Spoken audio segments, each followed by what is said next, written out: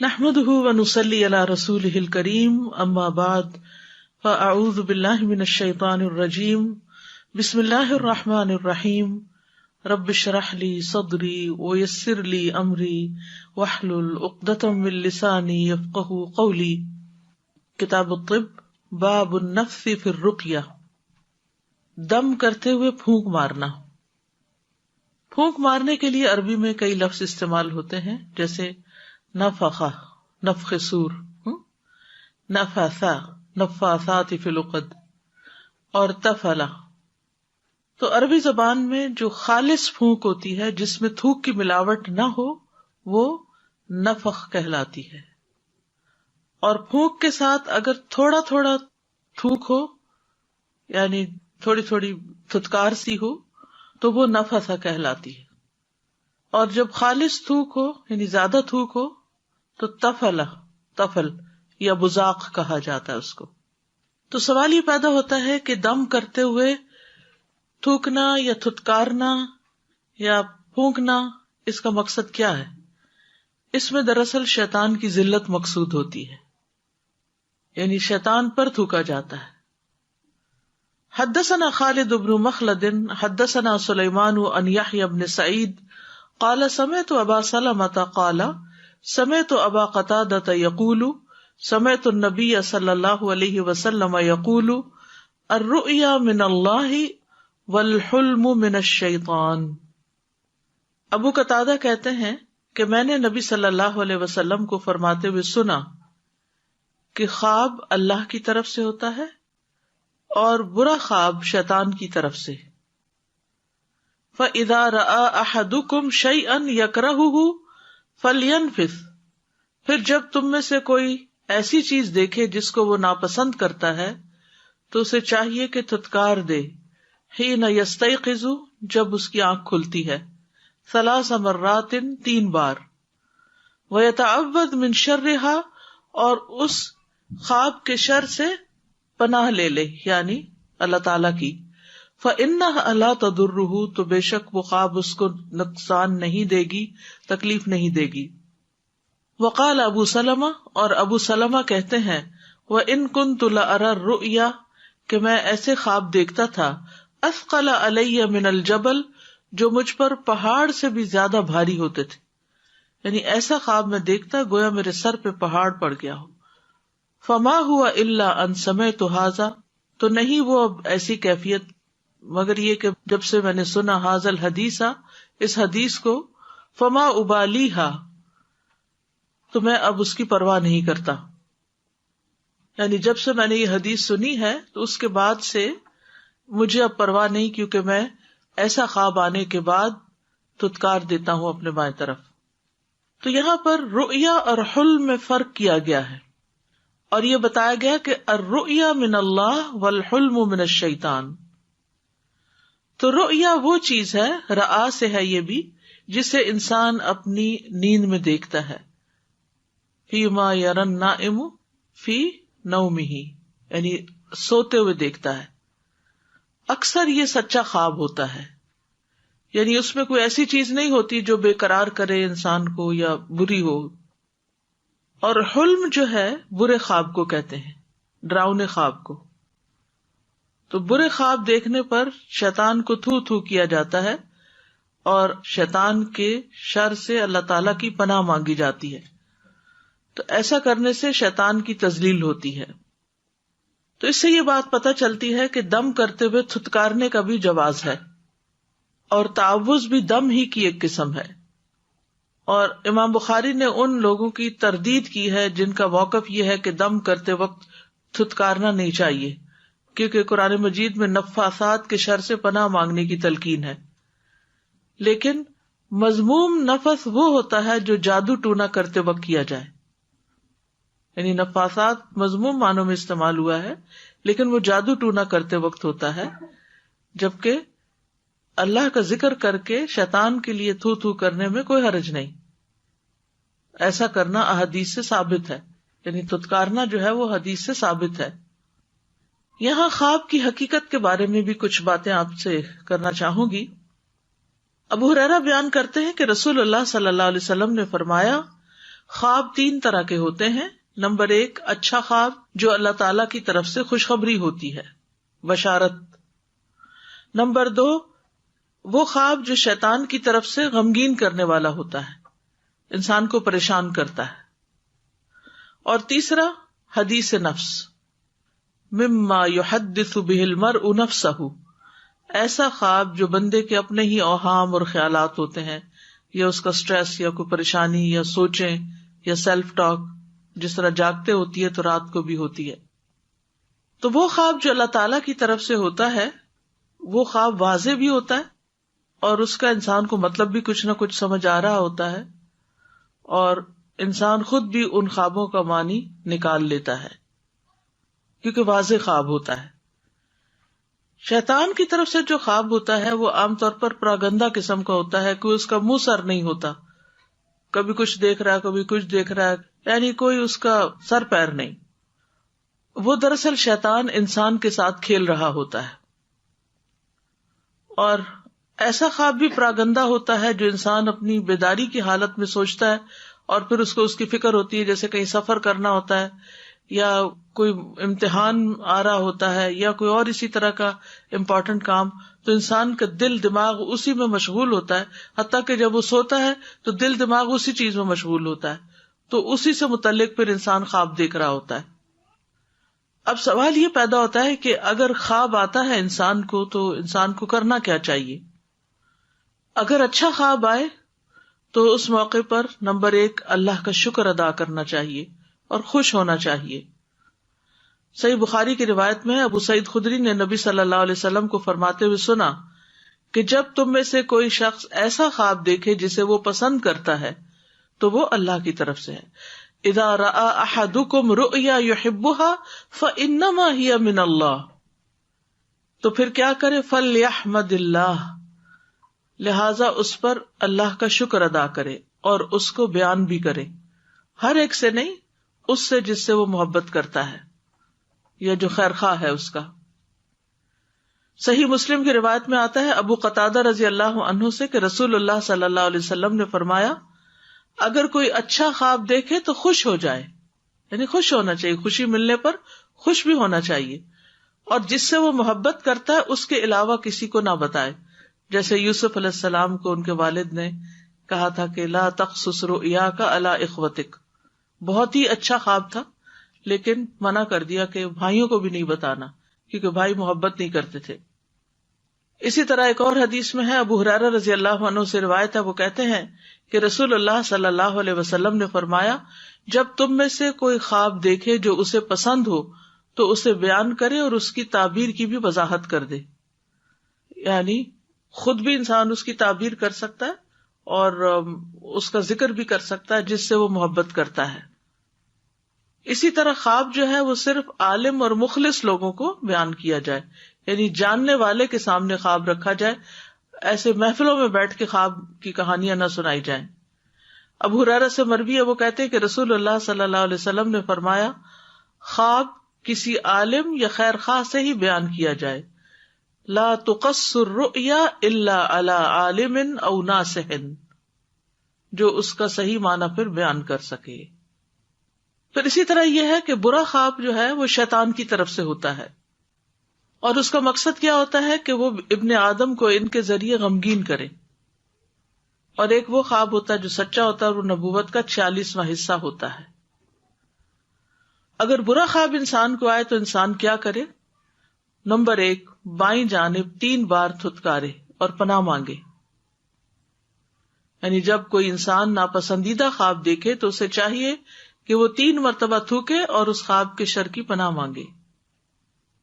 ابو سلمہ سے روایت ہے، وہ کہتے ہیں کہ میں ایسے خوفناک خواب دیکھتا تھا جو مجھے بیمار کر دیتے، یہاں تک کہ میں نے ابو قتادہ رضی اللہ عنہ کو کہتے ہوئے سنا کہ میں بھی ایسے خواب دیکھتا جو مجھے بیمار کر دیتے، حتیٰ کہ میں نے نبی صلی اللہ علیہ وسلم کو فرماتے ہوئے سنا کہ اچھا خواب اللہ کی طرف سے ہوتا ہے، اس لیے جب تم میں سے کوئی اچھا خواب دیکھے تو جس سے وہ محبت کرتا ہے اس کے علاوہ کسی سے بیان نہ کرے. اب اس میں آپ دیکھیے کہ صحابی ہیں جو کہہ رہے ہیں کہ میں ایسے خواب دیکھتا کہ وہ مجھے سخت پریشان کر دیتے، بیمار کر دیتے. تو اگر کسی بھی نیک انسان کو کوئی برا خواب آتا ہے یا برے خواب آنے لگتے ہیں تو شیطان غمگین کرتا ہے. اس پر پریشان نہیں ہونا چاہیے کہ میں کوئی بہت شاید گناہگار انسان ہوں، تو مایوسی کی بات نہیں آنی چاہیے کہ اس وجہ سے شاید میرے ساتھ ایسا ہو رہا ہے. نہیں، کسی کے ساتھ بھی ایسا ہو سکتا ہے. تو جب تم میں سے کوئی ناپسندیدہ خواب دیکھے تو اس کے شر اور شیطان کی شر سے اللہ کی پناہ مانگے. 3 بار بائیں طرف تو کرے اور کسی سے بیان نہ کرے. ایسا کرنے سے وہ خواب اس کو قطعاً نقصان نہیں دے گا. نمبر 2، پہلو بدلنا. جب برا خواب دیکھیں تو دائیں پہلو پہ ہے تو بائیں پہ ہو جائیں، بائیں پہ ہے تو دائیں پہ ہو جائیں، یعنی پوزیشن چینج کر لیں. نمبر 3، اٹھ کر نماز پڑھیں، نفل پڑھیں، یہاں تک کہ اس کا خوف دور ہو جائے. رسول اللہ صلی اللہ علیہ وسلم نے فرمایا جس وقت زمانہ قریب ہو جائے تو مومن کا خواب چھوٹا نہیں ہوگا.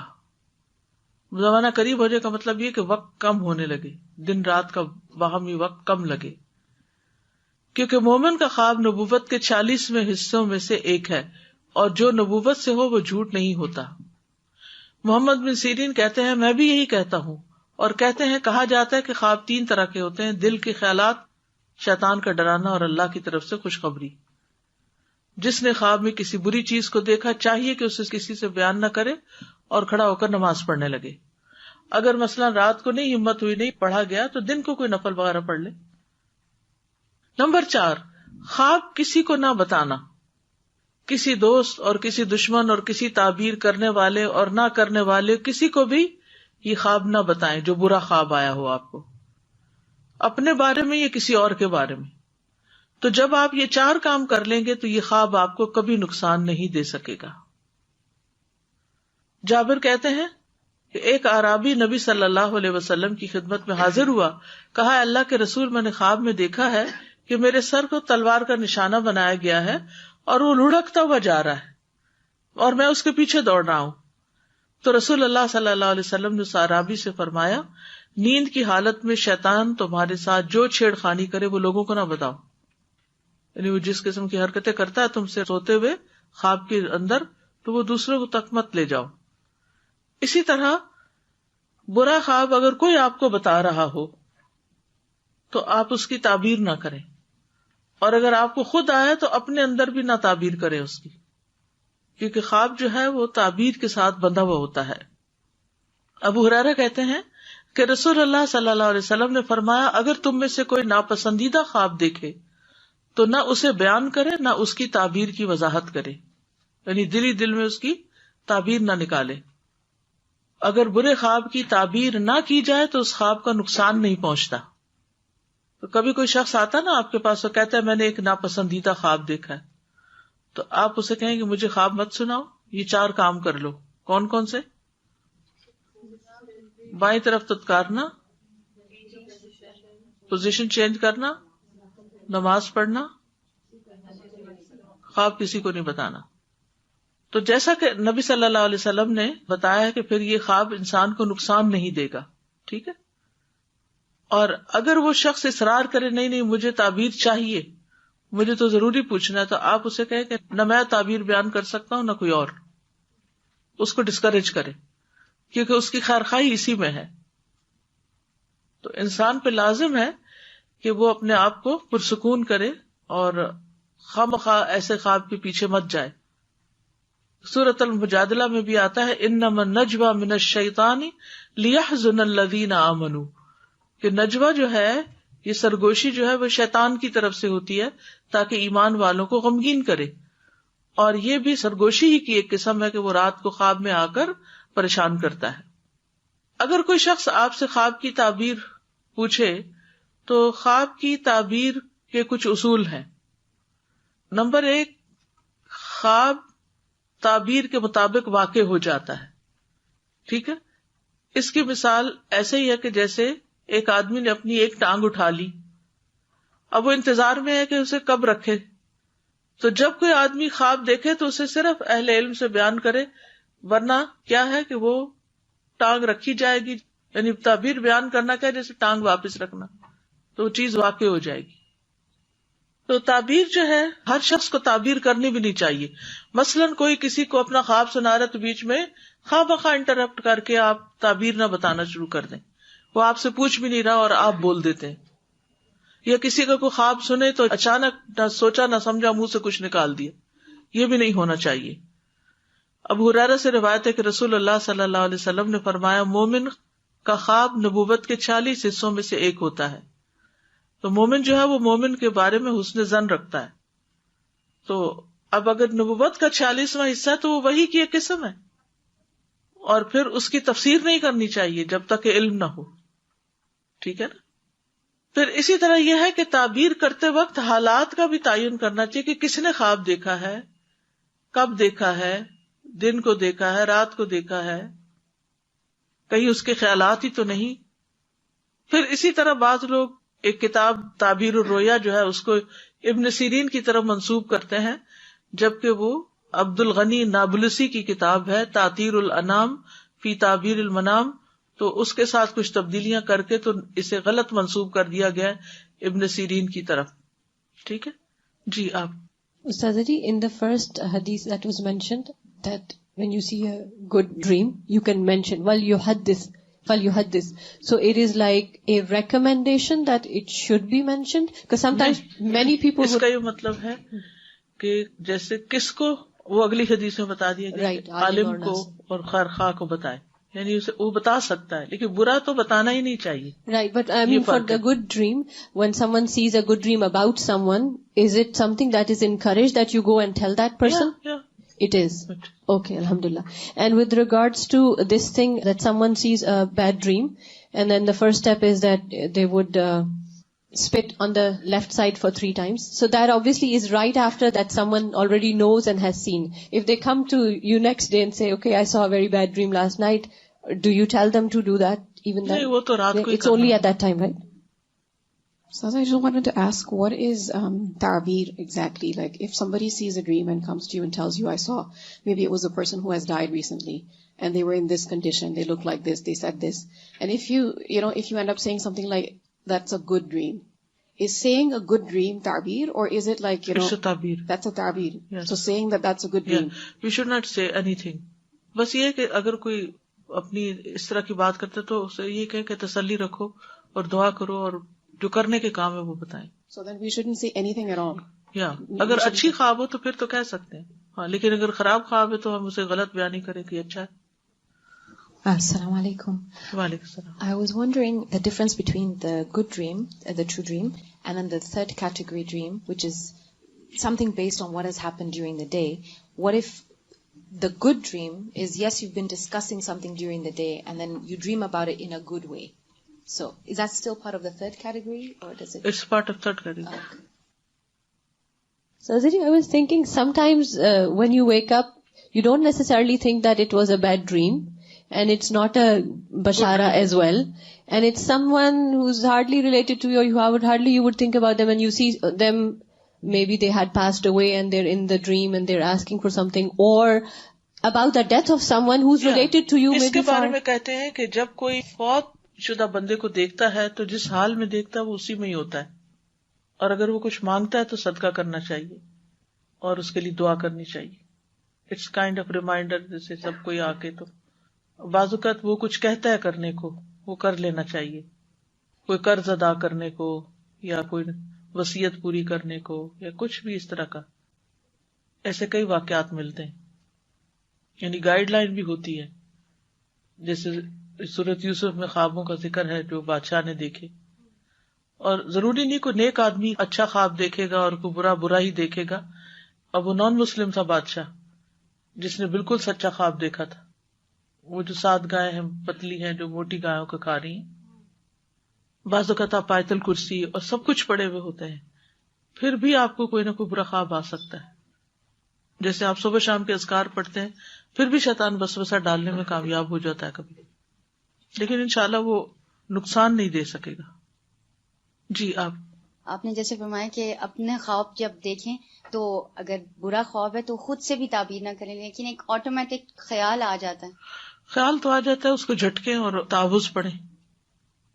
حدثنا عبد العزیز ابن عبد اللہ الاویسی حدثنا سلیمان عن یونس عن ابن شہاب عن عروۃ بن الزبیر عن عائشہ رضی اللہ عنہا قالت کان رسول اللہ صلی اللہ علیہ وسلم اذا اوى الى فراشہ نفث فی کفیہ بقل هو اللہ احد وبالمعوذتین جميعا ثم يمسح بهما وجهه وما بلغت يداه من جسده. قالت عائشة فلما اشتكى كان يأمرني أن أفعل ذلك به. قال يونس كنت أرى ابن شهاب يصنع ذلك إذا أتى إلى فراشه. حضرت عائشہ رضی اللہ تعالیٰ عنہ کہتی ہے کہ رسول اللہ صلی اللہ علیہ وسلم جب اپنے بستر پر آتے تو وہ اپنی ہتھیلیوں میں 3 بار پھونک مارتے قل هو اللہ اور معوذتین پڑھ کر، جمیعاً ساری یعنی تینوں صورتیں پڑھ کے، ثم یمسح بہما وجہہ پھر ان ہاتھوں کے ساتھ اپنے چہرے کا مسح کرتے، وما بلغت یداہ من جسدہ اور جہاں بھی ان کے دونوں ہاتھ ان کے جسم تک پہنچتے یعنی سیلف رکیا کرتے. قالت عائشہ تو حضرت عائشہ کہتی ہیں فلما اشتکا پھر جب آپ بیمار ہو گئے، کان یأمرنی ان افعل ذلک بہ تو آپ مجھے حکم دیتے تھے کہ میں آپ کے ساتھ ایسا کروں یعنی نبی صلی اللہ علیہ وسلم کے لیے ایسا کروں. قال یونس کنت ارا یونس کہتے ہیں میں نے دیکھا ابن شہاب زہری کو یصنع ذالک وہ بھی ایسا کرتے تھے یعنی ہاتھوں پہ دم کر کے پھر وہ ہاتھ پھیرتے تھے اذا اتی الی فراشہ جب وہ اپنے بستر کی طرف آتے تھے. تو اس حدیث سے یہ پتہ چلتا ہے کہ نبی صلی اللہ علیہ وسلم کی بیماری میں حضرت عائشہ رضی اللہ تعالی عنہا ان کو دم کرتی تھی، اور یہ اس بیماری کا واقعہ ہے جس میں نبی صلی اللہ علیہ وسلم نے وفات پائی تھی. تو آپ خود ہی دم کرتے تھے، جب بیماری نے شدت اختیار کر لی تو پھر حضرت عائشہ کو حکم دیا کہ وہ آپ کو دم کریں. تو اس سے یہ پتہ چلتا ہے کہ چھوٹے بچوں کو والدین بھی کر سکتے ہیں، کوئی بیمار ہے تو اس کو بھی آپ کر سکتے ہیں. تو امام بخاری نے لفظ نفث سے یہ عنوان ثابت کیا ہے کہ معوذات پڑھ کر اپنے ہاتھوں پر پھونک مارتے کہ اس میں تھوڑا سا لعاب دہن بھی شامل ہو جاتا، چتکارتے بھی تھوڑا تھوڑا. نبی صلی اللہ علیہ وسلم کو جو نفث تھا اس کے متعلق ایک معجزہ بھی بیان کیا جاتا ہے. صحیح بخاری میں آتا ہے، یزید بن ابو عبید سے روایت ہے، وہ کہتے ہیں کہ میں نے سلمہ بن اکوع رضی اللہ عنہ کی پنڈلی پر ایک زخم کا نشان دیکھا تو پوچھا کہ ابو مسلم یہ کیسا زخم ہے، یعنی پنڈلی پہ زخم لگا ہوا ہے. انہوں نے کہا یہ تلوار کا زخم ہے جو مجھے خیبر کے دن لگا تھا. تو لوگوں نے کہا کہ سلمہ تو مارے گئے. پس تب میں نبی صلی اللہ علیہ وسلم کی خدمت میں حاضر ہوا، آپ نے اس پر 3 بار دم کیا. میں نے اس وقت سے اس زخم کی کوئی تکلیف محسوس ہی نہیں کی. حالانکہ لوہے کا زخم جو ہوتا ہے اس کی اپنی ایک وس جس کو بولتے ہیں یا زہریلا پن بھی ہوتا ہے اس کے اندر. تو اس باب سے کیا سمجھ میں آیا؟ رات کے وقت اپنے آپ کو دم کرنا، اس کو عادت بنا لیجیے. یہ بھی پروٹیکشن کا ذریعہ، بٹ پہ جا کے کرنا، یہ مسلح پہ بیٹھ کے نہیں کرنا.